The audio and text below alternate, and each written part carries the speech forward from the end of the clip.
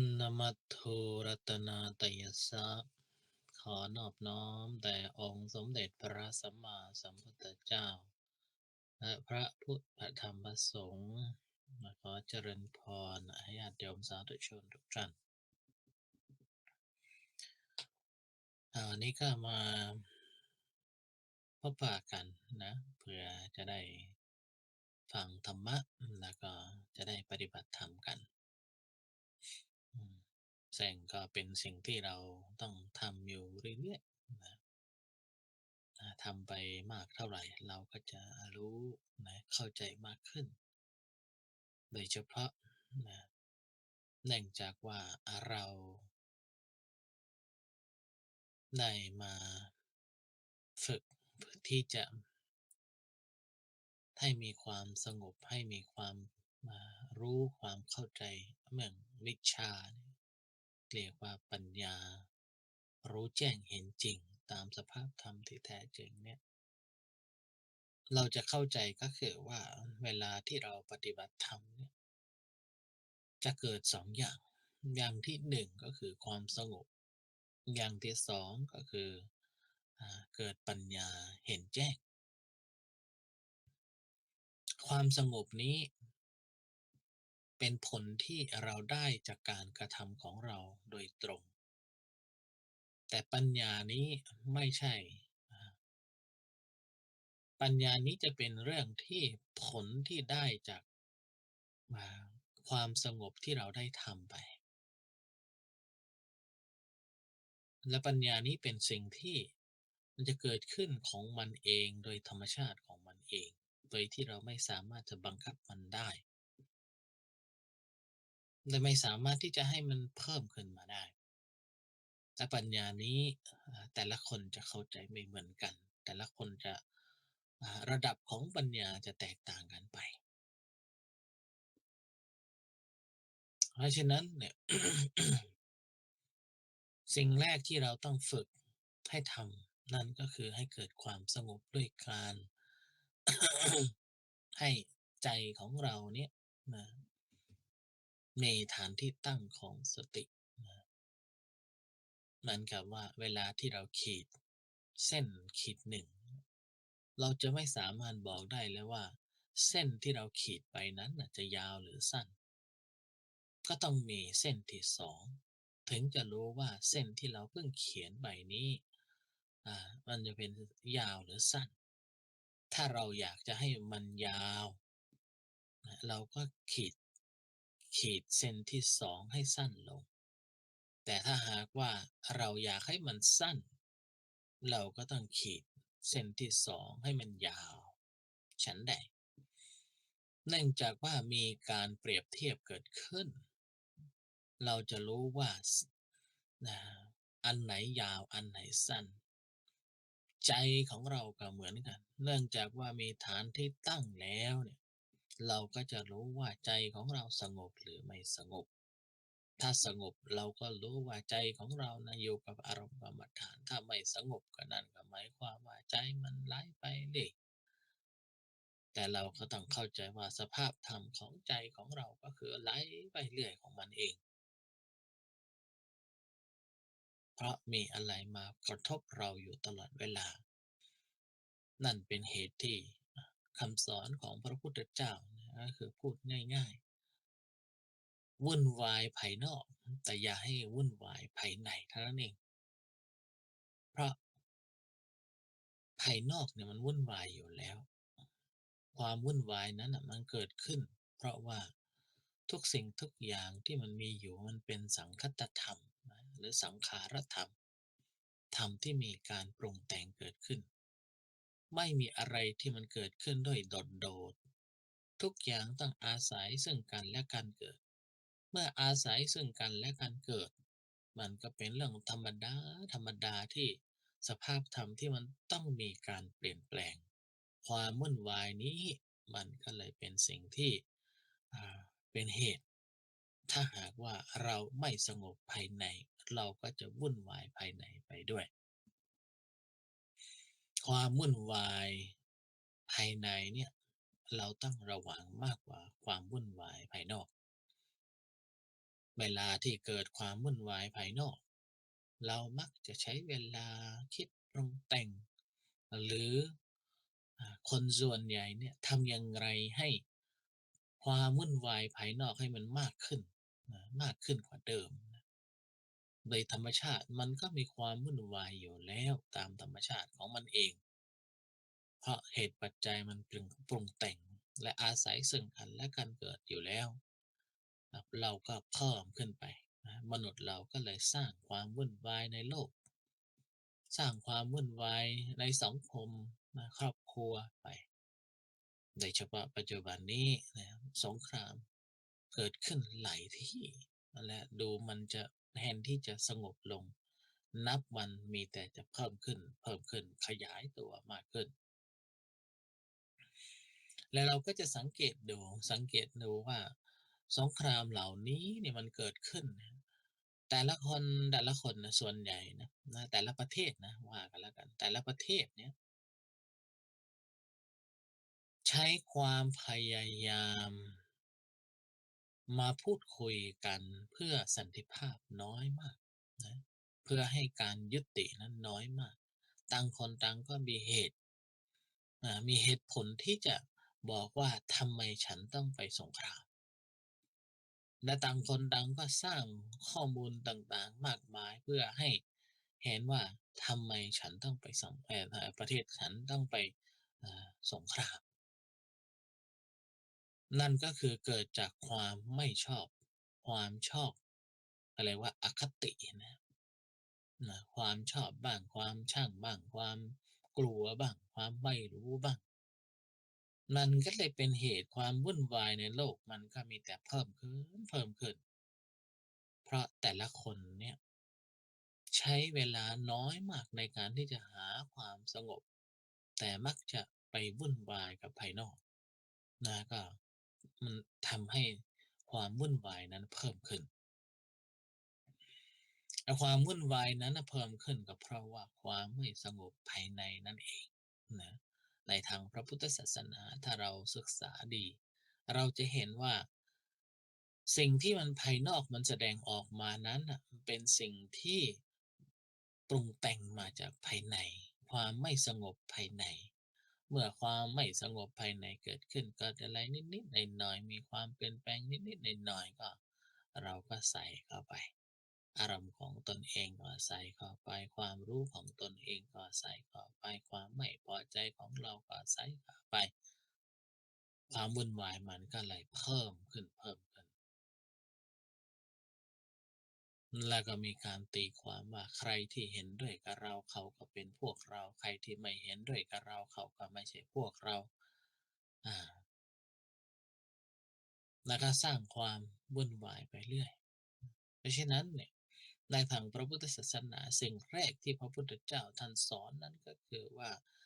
ความวุ่นวายภายนอกนะมันเป็นไม่ใช่เรื่องที่เราจะมาบังคับบัญชาได้ไม่สามารถเปลี่ยนแปลงได้แต่ความสงบภายในเนี่ย ไม่ให้ใจของเรานั้นวุ่นวายไปนั้นเป็นเรื่องที่เราทำเองได้เราบังคับบัญชามันได้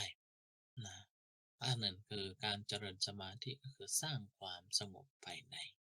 เมื่อความสงบเกิดขึ้นภายในแล้วมันก็จะค่อยๆขยายมาที่ภายนอกเมื่อขยายมาที่ภายนอกความสงบมันก็จะเกิดขึ้นอันในสังคมอ่า แต่มันก็เป็นเรื่องที่อ่า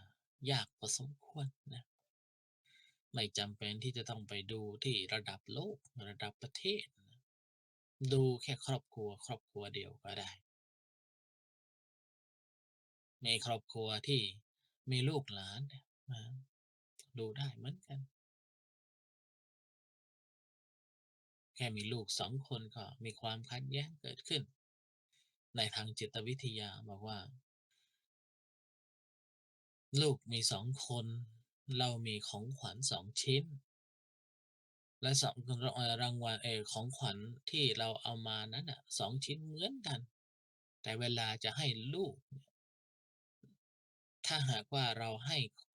คนใดคนหนึ่งก่อนอีกคนหนึ่งอยู่สม่ำเสมอเนี่ยคนที่ได้รับที่หลังเนี่ยเขาก็จะมีความปมด้อยว่าท ทำไมฉันได้ทีหลังในคนหนึ่งก็มีความรู้สึกเกิดขึ้นนะเด็กอีกคนหนึ่งก็จะมีเกิดความเข้าใจว่าฉันเป็นคนพิเศษฉันต้องได้ก่อนนะเพราะฉะนั้นทางจิตวิทยาเนี่ยมนุษย์เราเนี่ยมีความเปรียบเทียบมีความอ่ายกฉันอะไรยกตนข่มคนอื่นอยู่มาตั้งแต่สมัยเด็กเลยที่เป็นอย่างนี้มาเพราะฉะนั้นเมื่อเจริญเติบโตขึ้นมันก็เป็นเรื่องธรรมดาที่จะทำให้อ่าความเข้าใจนั้นแตกต่างกันไปเพราะอะไรก็เพราะไม่รู้ธรรมะที่แท้จริงนั่นเองเวลาเราอ่านประวัติศาสตร์สงครามปัจจุบันนี้ที่กำลังเกิดขึ้นในตะวันออกกลาง มันไม่ใช่สงครามที่เกิดขึ้นในปัจจุบันทั้งนั้น แต่มันมีประวัติศาสตร์ที่ยาวนานถึงโน้นระดับครอบครัวก่อนนะครอบครัวหนึ่งนั่นก็คือครอบครัวหนึ่งเนี่ยมีลูกสองคนภรรยาสองคนนะต่างคนต่างก็ขัดแย้งกันนะก็เลยหนีกันนะเมื่อหนีกันแล้วต่างคนลูกทั้งสองคนก็เลยไปสร้างอาณาจักรของตนเองมันก็เลยขยายมาความขัดแย้งมาจนกระทั่งปัจจุบันนี้ฝ่ายหนึ่งก็บอกว่าเธอจะดูแลเรื่องครอบครัวของตนหรือญาติของตนฝ่ายหนึ่งก็บอกว่าสิ่งที่เขาทำนั้นน่ะเขาก็จะทำแตกต่างจากเครือญาติของอีกคนหนึ่งซึ่งก็เป็นเหตุเขาก็จะไม่ชอบเครือญาติอีกคนหนึ่งและแม้เครือญาติก็เขาก็จะไม่ชอบการกระทำของเขามันก็เป็นเหตุที่มีความขัดแย้งกันมาเรื่อยๆและความขัดแย้งนั้นมีแต่จะเพิ่มขึ้นเพิ่มขึ้นเพราะว่าความยึดมั่นถือมั่นในทิฏฐิของตนความเข้าใจของตนความพึงพอใจในสิ่งที่ตนเองมี และก็ความไม่รู้นะมันก็เลยความขัดแย้งเกิดขึ้นอยู่เรื่อยๆในลักษณะเดียวกันถ้าลองมาดูโลกปัจจุบันนี้เนี่ยมันก็เรื่องใกล้ตัวเราเนี่ยเราก็จะเห็นความขัดแย้งนี้เยอะมากวันก่อนเนี่ยโยมหาเขามาเล่าเรื่องให้ฟังซึ่งโยมคนนี้ก็เป็นลูกศิษย์ที่ปฏิบัติดีปฏิบัติชอบนะสมัยที่หลวงพ่อจรัญอยู่เนี่ยก็ไปปฏิบัติประจำการปฏิบัติอย่างเคร่งครัดนะจนสามารถเอาสามีไปปฏิบัติธรรมด้วยในทีนี้เนื่องจากว่าตัวเองพยายามจะได้ลูกก็ไม่ได้ลูกเมื่อไม่ได้ลูกเงินทองที่ตัวเองหาได้ก็ไปเลี้ยงอ่าอ่าพี่น้องแล้วก็ลูกหลาน2-3คนไม่ใช่ดูแลลูกของพี่เท่านั้นแม้กระทั่งอ่าลูกของลูกอีกก็คือหลานตัวเองก็ไม่ได้กินนอนนะทำงานอย่างกับไม่สนใจเรื่องชีวิตของตนนะสุขภาพของตนหวังแต่จะอยากให้พี่น้องลูกหลานเนี่ยอยู่ได้มีความสุขขอให้ได้การศึกษาดีขอให้ความเป็นอยู่ดีก็ซื้อที่ซื้อบ้านให้เลี้ยงทุกอย่างนั้นอย่างกับทางพี่น้องเนี่ยก็คือไม่ต้องไปทำมาหากินลูกหลานก็ไม่ต้องไปเดือดร้อนเรื่องเงินทองก็เพื่อจะการศึกได้มาการศึกษา แต่สิ่งที่เขาหวังไว้อยู่เรื่องหนึ่งก็คือยามแก่ยามชราเนี่ยเวลาที่กลับไปเมืองไทยก็ขอให้ได้มีที่พักมีที่อยู่และมีเวลาที่จะไปปฏิบัติธรรม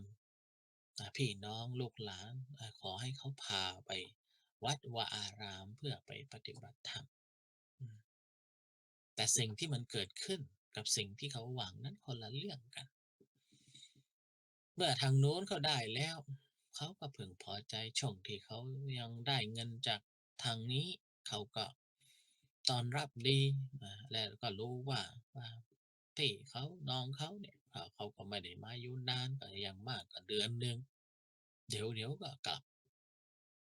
เมื่อมาถึงเกี่ยวข้องกับเรื่องของเงินทองก็เริ่มเกรงกลัวกันว่าอ้าวถ้าพี่กลับมาอยู่นี่อ้าวแล้วบ้านช่องของเราที่เรามีความสุขสบายเนี่ยอ้าวเป็นอย่างไรทีนี้ถ้าน้องกลับมาเนี่ยเขาก็จะมารบกวนเราจะทำอย่างไรดีนี่ลูกหลานก็เริ่มกังวลแล้วว่าทำยังไงดีไม่อยากจะมารับผิดชอบไม่อยากจะพาไปโน่นพาไปนี่อ้าวทีนี้เมื่อทางนี้ก็เกษียณแล้วก็อยากจะไปอยู่เมื่อไปอยู่แล้วก็เกิดความขัดแย้งระหว่างพี่น้องกันเองเรื่องสมบัติเรื่องการดูแลคนหนึ่งก็คิดว่าเพราะเขาเป็นคนที่ส่งเงินส่งทองดูแลครอบครัวมาโดยตลอด20-30ปีซื้อบ้านซื้อช่องซื้อที่ดินนะทำกิจการไว้ให้เขาก็หวังว่าเขาจะได้อยู่มีความสุขโดยที่ไม่ต้องเดือดร้อนยามแก่ยามชราพี่น้องก็จะต้อนรับดีพี่น้องก็จะดูแลได้แต่อีกฝ่ายหนึ่งความคิดก็แตกต่างกันไปเขาก็คิดว่าพี่หรือน้องนี่ก็จะกำลังจะมาเอาสมบัติของตนกำลังจะมาภาระให้กับเราเพื่อดูแลเขาเพราะช่วงนี้เขาก็ไม่ค่อยจะมีแรงแล้วและก็ที่สำคัญที่สุดคือไม่ค่อยอยากจะพาไปวัดนะไปวัดแล้วหงุดหงิดเนี่ยยิ่งพี่เขาหรือน้องเขาเนี่ยชอบไปปฏิบัติธรรมไปเข้าคอร์สปฏิบัติธรรมอยู่อย่างนี้พวกเขาก็ไม่ค่อยอยากจะรับส่งไม่ค่อยอยากจะไปปฏิบัติด้วยมันก็เลยเกิดความขัดแย้งเมื่อเกิดความขัดแย้งภายในคนหนึ่งอยากได้อีกคนหนึ่งไม่อยากได้ไม่อยากเป็นนะก็มีการปากเสียงกันฝ่ายโยมที่ดูแลมาด้วยตลอดส่งเงินไปดูแลตลอดเขาโชคดีที่มีธรรมะอยู่ในใจของเขาที่เขาศึกษาธรรมะและปฏิบัติธรรมอยู่เป็นประจำเข้าวัดเข้าวาอยู่เป็นประจำดูแลพระสงฆ์อยู่เป็นประจำเมื่อเขาไปนะตัดสินใจที่จะไปดูเพื่อที่จะไปอยู่นะในประเทศไทยยามเกษียณไปอยู่ได้แค่เดือนเดียวก็เกิดความรู้ว่าพี่น้องลูกหลานเนี่ยมีความคิดเห็นอย่างไรก็เกิดสลดใจไม่ใช่ตัวเองคนเดียวที่จะสลดใจแม้กระทั่งสามีซึ่งเขาก็ไม่ใช่เป็นคนที่พูดไทยได้แม้กระทั่งเขาก็รู้สึกได้ว่าในบ้านที่ตัวเองสร้างไว้ให้ลูกหลานที่ตัวเองส่งเงินเพื่อดูแลเพื่อให้อนาคตที่ดีว่าไม่ต้อนรับสิ่งที่เขาพูดสิ่งเดียวนั่นก็คือฉันไม่เอาอีกแล้วฉันไม่กลับไปอีกแล้วถ้าเกิดความสลดใจแต่ยังโชคดีทั้งสองคนก็ผู้มีธรรมะและชอบปฏิบัติธรรมศึกษาธรรมะก็เลยตัดสินใจไม่ไปยุ่งอีกเลยแต่สิ่งที่เขาทำต่อไปนี้ก็คือใช้เวลาใช้เงินที่ยังมีเหลืออยู่ให้คุ้มคือช่วยเหลือวัดวาอารามเดินทางไปชมเมืองนู้นเมืองนี้เที่ยวประเทศนั้นประเทศนี้ตามกำลังของตนแล้วก็เข้าไปปฏิบัติธรรมนะทุกวันนี้ก็เข้ามาในวัดมาปฏิบัติธรรมมาสนทนาธรรมะทุกอาทิตย์ทีนี้อันนี้ก็คือความแตกต่างคนหนึ่งมีธรรมะอีกคนหนึ่งไม่มีธรรมะคนหนึ่งปฏิบัติธรรมอีกคนหนึ่งไม่ปฏิบัติธรรม คนที่ปฏิบัติธรรมถึงแม้ว่าเขาทำอะไรมามากมายเพื่อเพื่อญาติพี่น้องของตนแต่เมื่อเข้าใจว่าญาติพี่น้องของตนเนี่ยไม่ต้อนรับเขาก็ยอมรับโอเคมันเป็นกรรมของเรามันเป็นกรรมของเขาแล้วแต่จะเขาอันนี้เขาก็สร้างความสงบภายในจิตของตนเองได้เมื่อสร้างความภายในจิตของตนเองได้เขาก็ยอมรับสภาพธรรมนั้นได้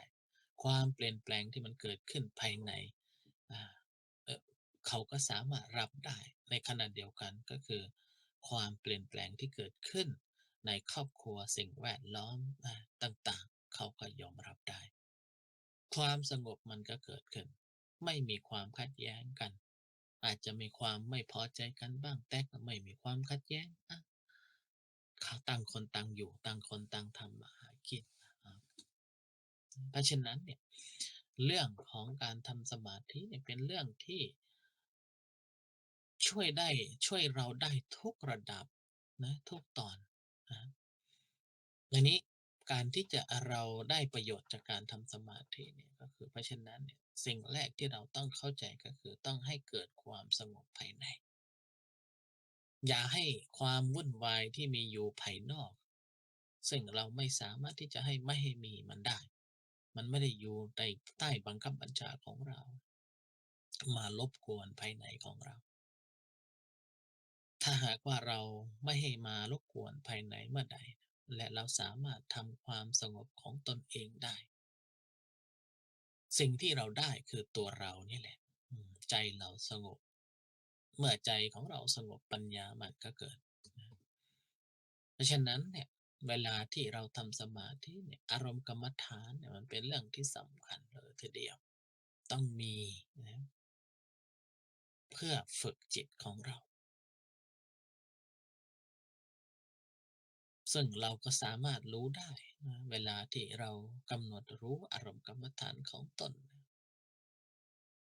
ถ้าหากว่าเราส่งจิตไปเกี่ยวข้องกับความวุ่นวายภายนอกมากเท่าไหร่เนี่ยเราก็ไม่ค่อยสงบเท่าไหร่นะ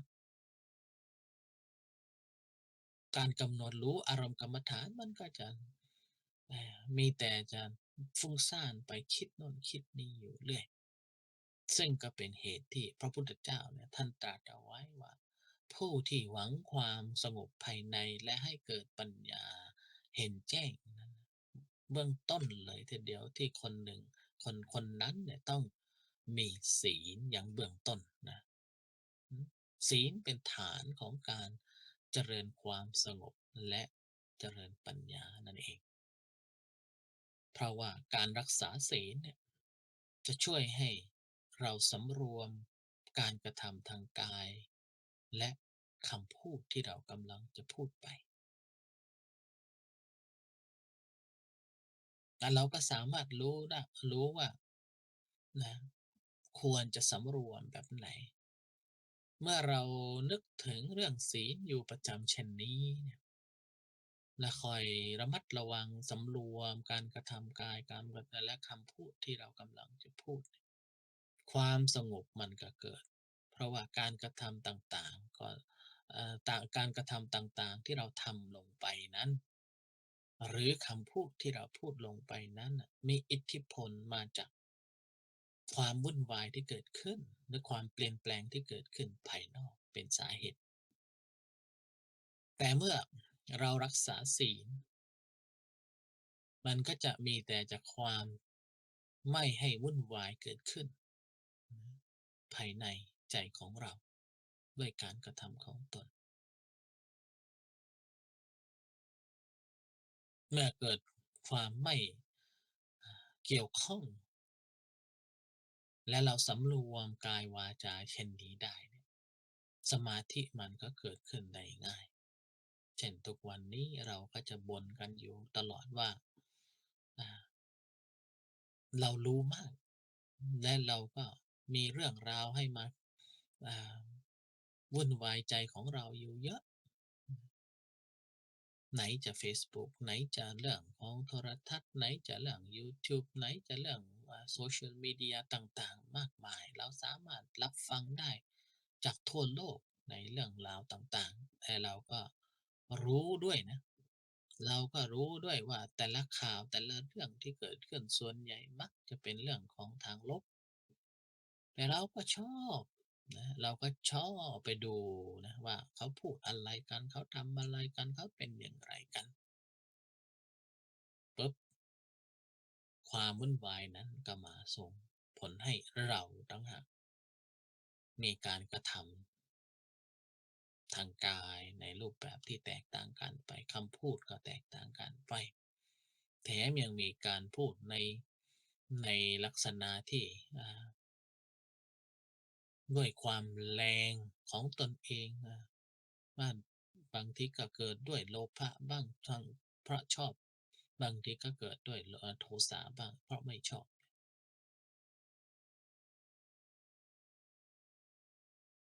เพราะฉะนั้น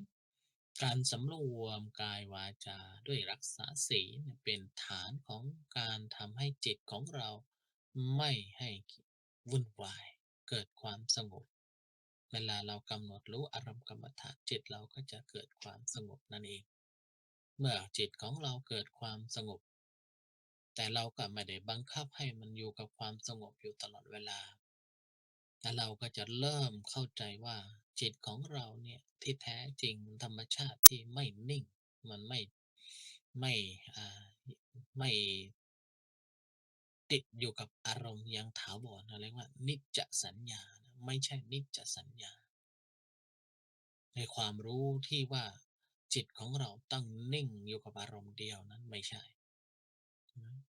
ต้องเป็นอนิจจสัญญาคือสัญญาที่ว่ามีความเปลี่ยนแปลงอยู่ตลอดเวลาเราก็จะเริ่มเข้าใจเริ่มเห็นว่าจิตโดยธรรมชาติแล้วไม่นิ่งมันมีการปรุงแต่งไหมมันมีการเกิดดับมันมีการเปลี่ยนแปลงอยู่ตลอดเวลาการจะเห็นความเปลี่ยนแปลงตัวนี้เนี่ยนึกไม่ได้นึกเอาไม่ได้ใครจะทำให้เรามีนั้นไม่ได้ มันเป็นปัญญาที่จะเกิดขึ้นตามเหตุปัจจัยของมันเอง เพราะเราทำอยู่เรื่อยๆเราก็เห็นอย่างนั้นไป ความเห็นตัวนี้แหละคือปัญญาแท้เลยทีเดียว ปัญญาตัวนี้ก็คือเห็นความอนิจจังนั่นเอง เพราะฉะนั้นการจะเห็นความอนิจจังเนี่ยมันไม่ใช่เรื่องที่เราสร้างให้มันเกิดขึ้น แต่มันเป็นผลที่จะได้จากการกระทำที่พยายามจะให้ความสงบนั่นเอง และเราก็จะเข้าใจว่าธรรมชาติแท้เนี่ยภายในเองก็มีความขัดแย้งอยู่ตลอดเวลามีการเปลี่ยนแปลงอยู่ตลอดเวลาความเปลี่ยนแปลงตัวนี้แหละคือปัญญามันเกิดขึ้นปัญญาตัวนี้แหละเป็นตัวสำคัญนะเพื่อที่จะดับทุกข์นะพุทธเจ้าถึงตรัสเอาไว้อย่างชัดเจนเลยนะว่าการจะดับทุกข์นั่นก็คือเห็นความเปลี่ยนแปลงอนิจจังในสรรพสิ่งทั้งหลายตามสภาพธรรมที่แท้จริงนั่นเองเมื่อเราเห็นความอนิจจังความทุกข์มันก็จะดับไปเพราะเราเห็นแจ้งและเราก็รู้ว่าที่เรายังไม่เห็นแจ้งเพราะเรายังติดอยู่ในข้างใดข้างหนึ่งสิ่งใดสิ่งหนึ่งเรียกว่าอุปาทานขันธ์นะหรืออุปาทาน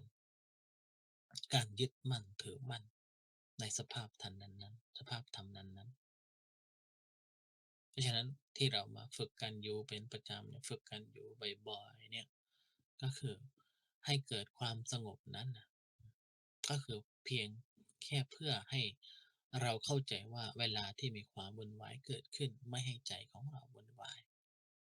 แล้วก็เพิ่มขึ้นไปอีกก็คือเพื่อให้เห็นความเปลี่ยนแปลงของธรรมชาตินี้ทั้งภายในและภายนอกแต่สิ่งที่สำคัญก็คือไม่ให้ใจของเราวุ่นวายไปกับความเปลี่ยนแปลง ความวุ่นวายภายในและภายนอกนั่นเอง มันก็จะเกิดความสันติสุขและสามารถแก้ปัญหาหรือทุกข์นั้นได้ ซึ่งก็เป็นหนทางที่จะดับทุกข์หรือเข้าถึงโมกขธรรมหรือว่าพระนิพพานนั่นเองนะเพราะฉะนั้นก็ขออนุโมทนากับญาติโยมทุกท่านทุกคนนะเราก็ทำไปเรื่อยๆแต่ละวันเราก็สังสมสังความสงบสังสมปัญญาไปเรื่อยๆ แล้วก็พยายามไม่ให้ความวุ่นวายจากภายนอกมาวุ่นวายภายในและพยายามเข้าใจความวุ่นวายหรือความเปลี่ยนแปลงทั้งภายในและภายนอกให้เกิดปัญญาพิจารณาเห็นจนเราไม่ได้ยึดติดในสิ่งใดสิ่งหนึ่งก็เลยสามารถดับความทุกข์นั้นได้ก็เท่ากับเราเข้าใกล้พระนิพพานอยู่เรื่อยๆต่อไปนะก็พอสมควรแก่เวลานะต่อจากนี้ไปเราก็จะทำสมาธิกันนะขอเชิญทุกท่านก็ทำสมาธิกันนั่งให้สบายๆนะปล่อยวางหน้าที่ธุระการงานที่เรารับผิดชอบในช่วงเวลานี้ก็มาเอาใจใส่ดูแลเมื่อผ่อนคลายทั้งกายและใจเสร็จแล้วนะก็น้อมจิตมากำหนดรู้อารมณ์กรรมฐานของตนมาลองดูว่าเราสงบมากน้อยเพียงใดลองดูว่าเราเอาเรื่องของภายนอกมาวุ่นวายภายในขนาดไหนในเวลาที่มีเรื่องราวต่างๆเข้ามาวุ่นวายภายในเรามีปฏิกิริยาอย่างไรเรามีความสงบหรือไม่สงบเช่นไรและเรากำลังทำอะไรหรือลองพิจารณาดูแม้เรื่องตัวเองก็ได้ความอยากมีอยากเป็นแต่มันก็ไม่ได้เป็นอย่างที่เราคิดไม่ได้เป็นอย่างที่เราตั้งเป้าเอาไว้มันก็มีเปลี่ยนแปลงแต่เรารู้สึกอย่างไรแต่เราก็พิจารณาในสิ่งนี้ไปแต่สิ่งสำคัญที่สุดนั่นก็คือพยายามอยู่กับอารมณ์กรรมฐานและค่อยๆพิจารณาสภาวะธรรมอย่างอื่นไปเรื่อยๆจนกระทั่งพอสมควรแก่เวลานะก็ขอให้ทำสมาธิไปเรื่อยๆจนกระทั่งนะ เราเสร็จสิ้นของการทำสมาธิสำหรับในวันนี้เนี่ยนะก็ทำสมาธิต่อไป